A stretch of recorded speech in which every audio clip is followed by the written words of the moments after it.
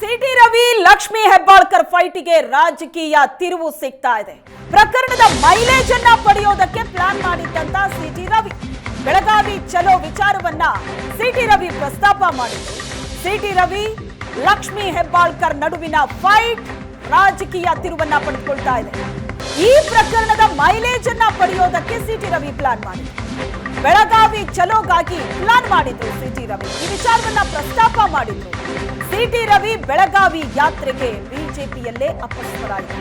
ಬೆಳಗಾವಿ ಯಾತ್ರೆಗೆ ಕೆಲ ಬಿಜೆಪಿ ನಾಯಕರು ವಿರೋಧ ವ್ಯಕ್ತಪಡಿಸಿದ್ದಾರೆ. ಎಂಎಲ್ಸಿ ಸಿಟಿ ರವಿ ಪಾದಯಾತ್ರೆ ನಡೆಯೋದು ಈಗ ಡೌಟ್ ಅಂತ ಹೇಳಲಾಗ್ತಿದೆ. ಪಾದಯಾತ್ರೆ ಮಾಡಿದ್ರೆ ಪಾರ್ಟಿಯಲ್ಲೇ ಮುಜುಗರ ಆಗತ್ತೆ. ಪಾದಯಾತ್ರೆ ಬದಲು ಕಾನೂನು ಹೋರಾಟ ಮಾಡೋಣ. ವಿಜಯೇಂದ್ರ ಮೇಲೆ ಬಿಜೆಪಿಯ ಕೆಲ ನಾಯಕರು ಹಾಕಿರುವಂತ ಒತ್ತಡ ಇದೆ. ಸಿಟಿ ರವಿ ಬೆಳಗಾವಿ ಪಾದಯಾತ್ರೆ ನಡೆಯೋದು ಅಲ್ಲಿಗೆ ಡೌಟ್ ಆಗಿದೆ. ಒಂದು ವೇಳೆ ಪಾದಯಾತ್ರೆ ಮಾಡಿದ್ರೆ ಪಾರ್ಟಿಯಲ್ಲಿ ಮುಜುಗರ ಆಗತ್ತೆ. ಪಾದಯಾತ್ರೆ ಬದಲು ಕಾನೂನು ಹೋರಾಟ ಮಾಡೋಣ ಅಂತ ಕೆಲ ನಾಯಕರು ವಿಜಯೇಂದ್ರ ಮೇಲೆ ಒತ್ತಡವನ್ನ ಹಾಕಿದ್ದಾರೆ. ಹಾಗಾಗಿ ಪಾದಯಾತ್ರೆ ನಡೆಯೋದೇ ಡೌಟ್ ಆಗಿದೆ. ಸಿಟಿ ರವಿ ವರ್ಸಸ್ ಲಕ್ಷ್ಮಿ ಹೆಬ್ಬಾಳ್ಕರ್ ಈ ಫೈಟ್, ಇದರ ಲಾಭವನ್ನ ಮೈಲೇಜ್ ಅನ್ನ ಪಡ್ಕೊಳ್ಳೋದಕ್ಕೆ ಪ್ಲಾನ್ ಮಾಡಿದ್ರು ಸಿಟಿ ರವಿ. ಬೆಳಗಾವಿ ಚಲೋ ಮಾಡ್ತೀವಿ ಅಂತಲೇ ಹೇಳಿದ್ರು. ಈ ವಿಚಾರವನ್ನ ಬಿಜೆಪಿ ನಾಯಕರ ಮುಂದೆ ಪ್ರಸ್ತಾಪ ಮಾಡಿದ್ರು ಕೂಡ. ಆದ್ರೆ ಅದಕ್ಕೆ ಪಕ್ಷದ ಒಳಗಡೆಯೇ ಈಗ ಅಪಸ್ವರ ಕೇಳಿ ಬರ್ತಾ ಇದೆ. ಸಿಟಿ ರವಿ ಪ್ರಕರಣದಲ್ಲಿ ಹಾಗೆ ನೋಡಿದ್ರೆ ಎಲ್ಲಾ ಬಿಜೆಪಿ ನಾಯಕರು ಕೂಡ ಒಗ್ಗಟ್ಟಾಗಿ ನಿಂತು ಸಿಟಿ ರವಿ ಅವರಿಗೆ ಬೆಂಬಲವಾಗಿ ಹೋರಾಟವನ್ನ ನಡೆಸಿದ್ರು. ಆದ್ರೆ ಈ ಬೆಳಗಾವಿ ಚಲೋ ಬಗ್ಗೆ ಬಿಜೆಪಿಯ ಒಳಗೆ ಅಪಸ್ವರ ಇದೆ. ಕೆಲ ಬಿಜೆಪಿ ನಾಯಕರು ಬೆಳಗಾವಿ ಯಾತ್ರೆ ನಡೆಸೋದಕ್ಕೆ ವಿರೋಧ ವ್ಯಕ್ತಪಡಿಸಿದ್ದಾರೆ. ಪಾದಯಾತ್ರೆ ಮಾಡಿದ್ರೆ ಪಾರ್ಟಿಯಲ್ಲಿ ಮುಜುಗರ ಆಗತ್ತೆ. ಹಾಗಾಗಿ ಪಾದಯಾತ್ರೆ ಮಾಡೋದಕ್ಕೆ ಬದಲಾಗಿ ಕಾನೂನು ಹೋರಾಟ ಮಾಡೋಣ ಅನ್ನೋ ತೀರ್ಮಾನಕ್ಕೆ ಬಂದಿದ್ದಾರೆ. ಈ ಬಗ್ಗೆ ಹೆಚ್ಚಿನ ಡೀಟೇಲ್ಸ್ ಅನ್ನ ಕೊಡ್ತಾರೆ ನಮ್ಮ ಪೊಲಿಟಿಕಲ್ ಬ್ಯೂರೋ ಹೆಡ್ ಆಗಿರುವಂತಹ ಆನಂದ್ ಬೈದನ್ಮನೆ ಸಂಪರ್ಕದಲ್ಲಿದ್ದಾರೆ. ಆನಂದ್, ಲಕ್ಷ್ಮಿ ಹೆಬ್ಬಾಳ್ಕರ್ ವರ್ಸಸ್ ಸಿಟಿ ರವಿ ಯಾವ ರೀತಿ ಫೈಟ್ ನಡೆದಿತ್ತು, ಈಗಲೂ ನಡೀತಾ ಇದೆ ಅನ್ನೋದನ್ನ ನೋಡ್ತಾ ಇದ್ವಿ. ಬಟ್ ಇದರ ಮೈಲೇಜ್ ಪಡ್ಕೊಳ್ಳೋದಕ್ಕೆ ಸಿಟಿ ರವಿ ಸಹಜ ಒಂದು ಪ್ಲಾನ್ ಅನ್ನ ಮಾಡಿರ್ತಾರೆ, ಬೆಳಗಾವಿ ಚಲೋ ಹೋಗ್ತೀವಿ ಅಂತ. ಆದ್ರೆ ಇದಕ್ಕೆ ಪಕ್ಷದ ಒಳಗಡೆನೆ ಈಗ ಸಾಕಷ್ಟು ಅಪಸ್ವರ ಇದೆ. ಸಿಟಿ ರವಿ ಪ್ರಕರಣದಲ್ಲಿ ಇಡೀ ಬಿಜೆಪಿ ನಾಯಕರು ಸಿಟಿ ರವಿ ಅವರಿಗೆ ಬೆಂಬಲವಾಗಿ ಸಪೋರ್ಟಿವ್ ಆಗಿ ನಿಂತಿದ್ರು ನಿಜ. ಬಟ್ ಈ ಪಾದಯಾತ್ರೆ ಬಗ್ಗೆ ಯಾಕೆ ಅಪಸ್ವರ ಕೇಳಿ ಬರ್ತಾ ಇದೆ? ಹಾಗಾದ್ರೆ ಪಾದಯಾತ್ರೆ ಡೌಟಾ?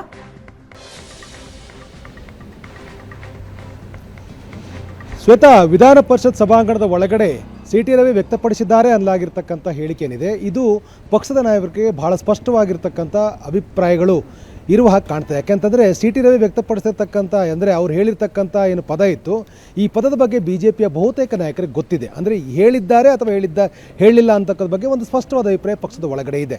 ಆದರೆ ರಾಜಕೀಯವಾಗಿ ಈ ಪ್ರಕರಣವನ್ನು ತೆಗೆದುಕೊಂಡು ಹೋಗಬೇಕು ಅಂತಕ್ಕಂಥ ಚರ್ಚೆಗಳು ಪಕ್ಷದ ಪಡಸಾಲೆ ನಡೆದಿತ್ತು. ಆ ಕಾರಣಕ್ಕಾಗಿಯೇ ಬೆಳಗಾವಿ ಚಲೋ ಮಾಡಬೇಕು ಅಂತಕ್ಕಂಥ ನಿರ್ಧಾರವನ್ನು ಪಕ್ಷದ ಒಳಗಡೆ ಇರತಕ್ಕಂಥ ಒಂದು ವರ್ಗ ಭಾಳ ಸ್ಪಷ್ಟವಾಗಿ ಅದಕ್ಕೆ ಬೇಕಾಗಿರ್ತಕ್ಕಂಥ ಪ್ಲಾನ್ ಆಫ್ ಆ್ಯಕ್ಷನ್ ಮಾಡ್ತಾ ಇತ್ತು.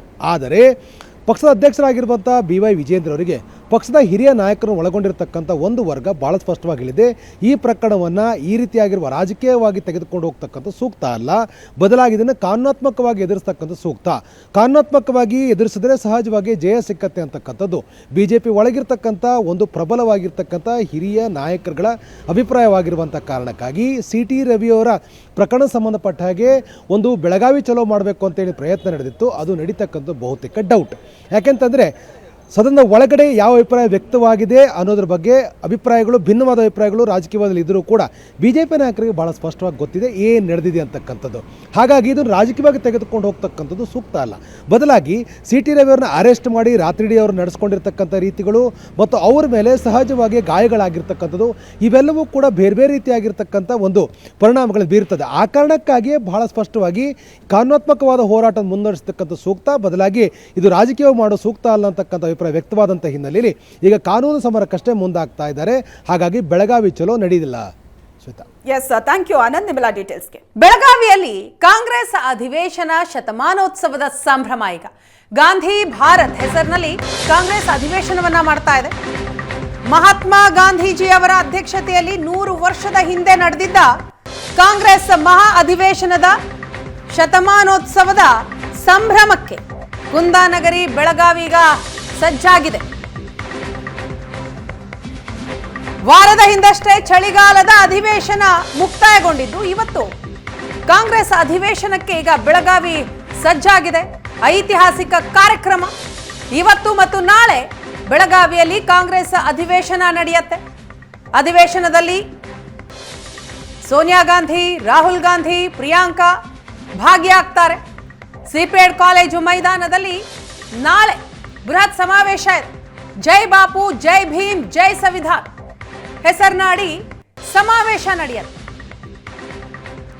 ಶತಮಾನೋತ್ಸವ ಸಂಭ್ರಮಕ್ಕೆ ಈಗ ಬೆಳಗಾವಿ ಸಜ್ಜಾಗಿದೆ. ಸಿಎಂ ಸಿದ್ದರಾಮಯ್ಯ ಬರ್ತಾ ಇರುವಂತಹ ನೇರ ಪ್ರಸಾರದ ದೃಶ್ಯ ನೀವು ಒಂದ್ ಕಡೆ ನೋಡ್ತಾ ಇದ್ದೀರಿ. ಜೊತೆಗೆ ಬೆಳಗಾವಿಗೆ ಘಟಾನುಘಟಿ ನಾಯಕರುಗಳು ಕೂಡ ಆಗಮಿಸ್ತಾ ಇದ್ದಾರೆ. ಐತಿಹಾಸಿಕ ಗಾಂಧಿ ಭಾರತ್ ಸಮಾವೇಶಕ್ಕೆ ಗಣ್ಯಾತಿ ಗಣ್ಯರೆಲ್ಲರೂ ಕೂಡ ಈಗ ಬೆಳಗಾವಿಯತ್ತ ಮುಖ ಮಾಡಿದ್ದಾರೆ. ಕಾಂಗ್ರೆಸ್ ಕಾರ್ಯಕಾರಿ ಸಭೆ ಸೇರಿದ ಹಾಗೆ ವಿವಿಧ ಕಾರ್ಯಕ್ರಮಗಳಿರುತ್ತೆ. ನಾಳೆ ಜೈ ಬಾಪು, ಜೈ ಭೀಮ್, ಜೈ ಸಂವಿಧಾನ್ ಬಹಿರಂಗ ಸಮಾವೇಶ ಇದೆ. ಬೆಳಗಾವಿಯಲ್ಲಿ ಈಗ ಕಾಂಗ್ರೆಸ್ ಅಧಿವೇಶನ, ಶತಮಾನೋತ್ಸವದ ಸಂಭ್ರಮ, ಸಮಗ್ರ ಭಾರತಕ್ಕಾಗಿ ಕಾಂಗ್ರೆಸ್ ಹೋರಾಟ ಅಂತ ಸಚಿವರು ಹೇಳ್ತಿದ್ದಾರೆ. ಕಾಂಗ್ರೆಸ್ ಕಾರ್ಯಕ್ರಮ ಅಂತ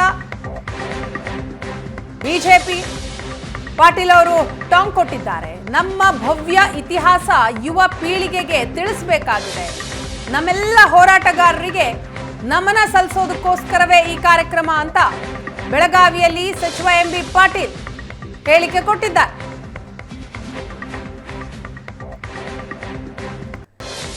ಗಾಂಧಿ ಭಾರತ ಕಾರ್ಯಕ್ರಮಕ್ಕೆ ಎಲ್ಲ ಸಿದ್ಧತೆಗಳಾಗಿದೆ. ಇಡೀ ನಗರ ವಿದ್ಯುತ್ ದೀಪಗಳಿಂದ ಕಂಗೊಳಿಸ್ತಾ ಇದೆ. 1924ರಲ್ಲಿ ರಾಷ್ಟ್ರಪಿತ ಮಹಾತ್ಮ ಗಾಂಧೀಜಿಯವರ ಅಧ್ಯಕ್ಷತೆಯಲ್ಲಿ ನಡೆದಂತಹ ಕಾಂಗ್ರೆಸ್ ಅಧಿವೇಶನ ಈಗ ಶತಮಾನೋತ್ಸವದ ಸಂಭ್ರಮ.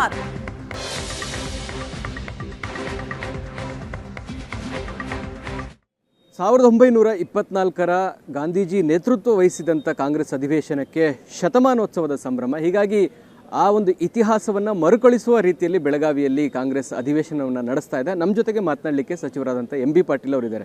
ಸರ್, ಆ ಒಂದು ಅಧಿವೇಶನವನ್ನು ನಾವು ಯಾರು ಕಣ್ಣಾರೆ ನೋಡಿಲ್ಲ. ಸೊ ಅದೇ ರೀತಿಯಾದೊಂದು ಮಾದರಿಯಲ್ಲಿ ಈಗ ಅಧಿವೇಶನ ಬೆಳಗಾವಿಯಲ್ಲಿ ಆಯೋಜನೆ ಆಗಿದೆ. ಸೊ ಎಷ್ಟು ಖುಷಿ ಇದೆ ಈ ಒಂದು ಇತಿಹಾಸ ಮರುಕಳಿಸ್ತಾ ಇದೆ ನೋಡಿ. ನಿಶ್ಚಿತವಾಗಿಯೂ ಕೂಡ ಇದು ನಮ್ಮ ಕರ್ತವ್ಯ. ಇದು ನಮ್ಮ ಭವ್ಯವಾದಂಥ ಇತಿಹಾಸ ಏನಿದೆ, ನಮ್ಮ ತ್ಯಾಗ ಏನಿದೆ, ಬಲಿದಾನ ಏನಿದೆ, ನಮ್ಮ ದೇಶಕ್ಕೆ ಇವತ್ತು ಸ್ವಾತಂತ್ರ್ಯ ದೊರಕಿಸ್ಕೊಡ್ಲಿಕ್ಕೆ ಮಹಾತ್ಮ ಗಾಂಧೀಜಿಯವರು ನೇತೃತ್ವ ವಹಿಸ್ಕೊಂಡು ಇವತ್ತು ಪ್ರಪ್ರಥಮವಾಗಿ ಇವತ್ತಿನ ದಿವಸ ಅಸಹಕಾರ ಮೂಲಕ ಇವತ್ತು ಸ್ವಾತಂತ್ರ್ಯವನ್ನು ತಂದುಕೊಟ್ಟಂಥ ದೇಶ ಇವತ್ತಿನ ದಿವಸ ಭಾರತ ದೇಶ. ಎಲ್ಲೋ ಒಂದು ಕಡೆ ನಾವು ಇವತ್ತು ಮತ್ತೆ ಆ ಒಂದು ಇತಿಹಾಸವನ್ನು ನಮ್ಮ ಯುವ ಪೀಳಿಗೆಗೆ, ನಮ್ಮ ಮಕ್ಕಳಿಗೆ ನಮ್ಮ ಸ್ವಾತಂತ್ರ್ಯ ಹೇಗೆ ಸಿಕ್ಕಿದೆ, ತ್ಯಾಗ ಬಲಿದಾನ ಎಷ್ಟಿದೆ, ಲಕ್ಷಾಂತರ ಜನ ಇವತ್ತು ದಿವಸ ಮಹಾತ್ಮ ಗಾಂಧೀಜಿಯವರ ನೇತೃತ್ವದಲ್ಲಿ, ಇನ್ನಿತರ ಎಲ್ಲ ನಾಯಕರ ನೇತೃತ್ವದಲ್ಲಿ ನಮ್ಮ ದೇಶಕ್ಕೆ ಸ್ವಾತಂತ್ರ್ಯವನ್ನು ಸಿಕ್ಕಿದೆ. ಆ ಸ್ವಾತಂತ್ರ್ಯದ ಫಲವನ್ನು ನಾವೆಲ್ಲರೂ ಅನುಭವಿಸ್ತಾ ಇದ್ದೀವಿ. ಆದರೆ ಆ ಸ್ವಾತಂತ್ರ್ಯದ ಹಿನ್ನೆಲೆ ಏನಿದೆ, ಅದಕ್ಕೆ ಹೋರಾಟ ಯಾವ ರೀತಿ ನಡೆದಿದೆ, ಅದೆಲ್ಲವನ್ನು ಕೂಡ ನೆನಪಿಸ್ಕೊಳ್ಳುವಂಥದ್ದು. ಇಲ್ಲಿ ವಿಶೇಷವಾಗಿ ಮಹಾತ್ಮ ಗಾಂಧೀಜಿಯವರು ಅಧ್ಯಕ್ಷತೆಯನ್ನು ವಹಿಸ್ಕೊಂಡು ಇವತ್ತು ಗಂಗಾಧರ ದೇಶಪಾಂಡೆ ಅವರು ಪ್ರಧಾನ ಕಾರ್ಯದರ್ಶಿಯಾಗಿದ್ದರು SSC, ಅವರ ಒಂದು ಸಲಹೆ ಮೇರೆಗೆ ಇಲ್ಲಿ ನಡೀತು.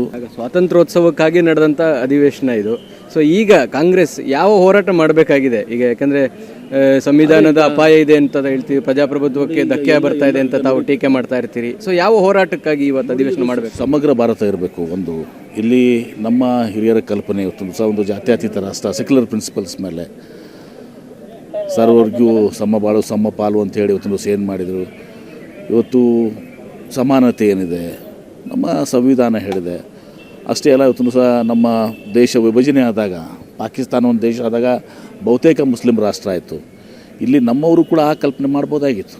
ಆದರೆ ನಮ್ಮವರು ಇವತ್ತು ಸಹ ಇದು ಒಂದು ಮಹಾತ್ಮ ಗಾಂಧಿ ಇರಲಿ, ಡಾಕ್ಟರ್ ಬಾಬಾ ಸಾಹೇಬ್ ಅಂಬೇಡ್ಕರ್ ಇರಲಿ, ಅಣ್ಣ ಬಸವಣ್ಣವ್ರು 12ನೇ ಶತಮಾನದಲ್ಲಿರಲಿ, ಇವತ್ತು ಸಹ ಪ್ರಪ್ರಥಮ ಪಾರ್ಲಿಮೆಂಟನ್ನು ಏನು ಮಾಡಿದರು, ಅನುಭವ ಮಂಟಪ, ಇವರೆಲ್ಲರ ಕಲ್ಪನೆಗೆ ಅನುಗುಣವಾಗಿ ಈ ಭವ್ಯವಾದಂಥ ಭಾರತವನ್ನು ಎಲ್ಲ ಧರ್ಮ ಜಾತಿಯವರು ಕೂಡಿ ಒಂದು ಬದುಕುವಂಥ ಒಂದು ರಾಷ್ಟ್ರವನ್ನು, ಶ್ರೇಷ್ಠ ರಾಷ್ಟ್ರವನ್ನು ಸೃಷ್ಟಿ ಮಾಡಿದಂಥದ್ದು.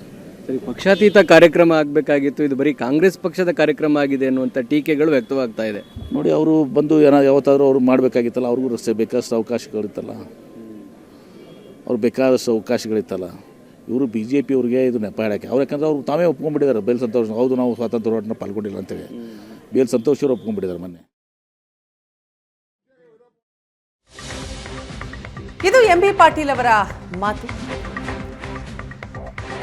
ಹೋರಾಟಗಾರರಿಗೆ ನಮನ ಸಲ್ಲಿಸುವ ಹಿನ್ನೆಲೆಯಲ್ಲಿ ಕಾರ್ಯಕ್ರಮವನ್ನ ಮಾಡಲಾಗ್ತಾ ಇದೆ. ಕಾಂಗ್ರೆಸ್ ಅಧಿವೇಶನದ ಶತಮಾನೋತ್ಸವದ ಸಂಭ್ರಮ ಈಗ ಬೆಳಗಾವಿಯಲ್ಲಿ. 1924ರಲ್ಲಿ ರಾಷ್ಟ್ರಪಿತ ಮಹಾತ್ಮ ಗಾಂಧೀಜಿ ಅಧ್ಯಕ್ಷತೆಯಲ್ಲಿ ಬೆಳಗಾವಿಯಲ್ಲೇ ಕಾಂಗ್ರೆಸ್ನ ಅಧಿವೇಶನ ನಡೆದಿತ್ತು. ಈ ಅಧಿವೇಶನಕ್ಕೀಗ ಶತಮಾನೋತ್ಸವದ ಸಂಭ್ರಮ. ಗಾಂಧಿ ಭಾರತ್ ಹೆಸರಿನಲ್ಲಿ ಈ ಚಾರಿತ್ರಿಕ ಸಮಾವೇಶವನ್ನ ಅರ್ಥಪೂರ್ಣವಾಗಿ ಆಚರಿಸೋದಕ್ಕೆ ಕಾಂಗ್ರೆಸ್ ಸಿದ್ಧತೆಯನ್ನ ಮಾಡಿಕೊಂಡಿದೆ.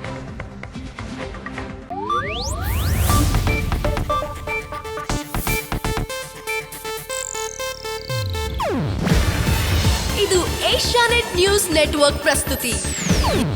ನೀವು ನೋಡ್ತಿದ್ದೀರಾ ಏಷ್ಯಾನೆಟ್ ಸುವರ್ಣ ನ್ಯೂಸ್.